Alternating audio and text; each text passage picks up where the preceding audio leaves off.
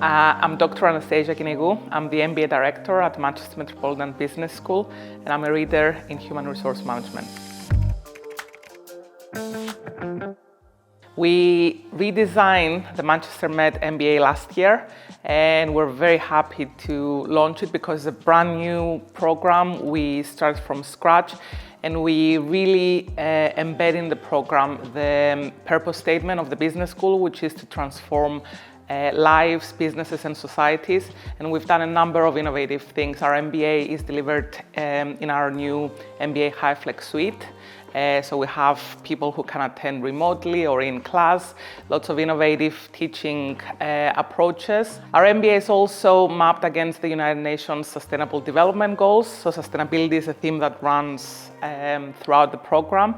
And digital leadership is also at the heart of the program, as well as societal challenges like decent work and well-being. Our program is a 2-year part-time program, and we've really thought about what do MBA students need in the current climate and what they perceive as value for money. So we do deliver it in a high-flex blended way. We have developed content that's asynchronous, so people can study at their own time, and there are also peer-to-peer interactions during that asynchronous element. We also have the workshops, the contact time. People get together for 3 days and they get the cohort experience, they socialize, and they learn from each other. That's very, very important. And the other thing that we thought is important for MBAs today is not just to listen to the theory, but to see how they can implement what they learn in real time. So we have guest speakers on every one of our modules on Manchester Met MBA. And we also have invested a lot in the employability of an MBA student. We use the Capfinity Leaders Profile to develop their skills, to get them to understand their strengths in terms of skill and their unrealized strengths. They work with a career coach through our MBA career programming scheme, figuring out what's my story, what will I do next, how do I interview. And they work with our alumni as well. We have introduced an MBA alumni mentoring scheme.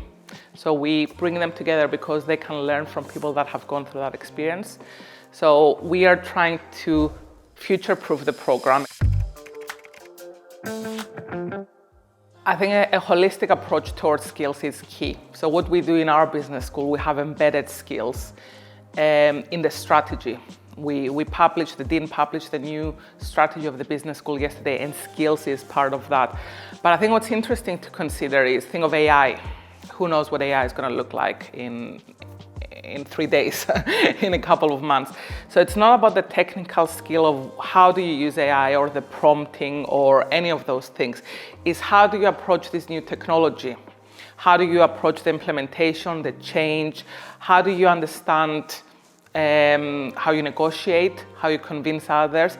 So we've brought these things on the MBA, and for example, on the AI, we train the students on day 1 on AI, but we also give them the critical thinking. Is it good? Is it bad? How do we use it? The energy it takes, the sustainable aspect of it, how much energy it takes to create a little funny video for your friends. We then ask them to use it in their assessments, so we've even changed our approach towards assessments. We're inviting them to use it, but be critical about the information they derive from AI and then apply it. So what we're really assessing is the application, which is unique to them, their organization, their role. And then we're inviting them to think about it. So when I was teaching them leadership, for example, they told me, oh, I've put it on AI, and the AI says that these are the most successful leaders. 55%, 65%, 85%. And I said, oh, how very interesting, they're all men. And that prompted a discussion about what information and how do you use the information and what do you do about it. So we got the MBA students to be enthusiastic about AI, see how it's used and what works for them at the end of the day, what's appropriate for them in their role in their organizations, but give them the critical skills to think, what does that mean and what implications this has. Employability is very important, and the skills are important because you translate what you've learned. So it's a currency you can use to get a job. So for undergraduates, for postgraduates, it gives them the confidence. We find that what we see a lot in our business school is that this approach gives the students the confidence to approach employers and differentiate themselves from others and say, I didn't just learn this theory, but these are the skills, and these are the skills that you need, or these are the skills I have, or I want to improve those sort of skills. For the MBAs, they are already in jobs, so they're not looking to enter the market. It's a very different discussion at that point. It's about career acceleration, it's about career progression, it's about taking on projects that are going to lead to those opportunities. So it's so important for them to be able to go and tell the employer, let me take on that project because I can do it, and through that then they can progress, or they can speak to their peers and move jobs, change industries, and if they're in finance, they can go into a different sector, for example. Skills are not about finding the golden recipe and applying it. We're not being prescriptive. We know from research that there are some skills that specific employers want in specific sectors, but what we want to do is let the individual shine. So through our approach, and we use the Capfinity Leaders Profile, we allow students to find their strengths, and like I said, their unrealized strengths, and then say, what can I do with that?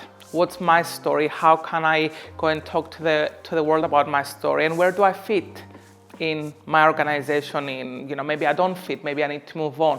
So it's not about being prescriptive or finding the best recipe. It's about allowing them to realize their strengths, know thyself, and then that can help them improve their employability in that way.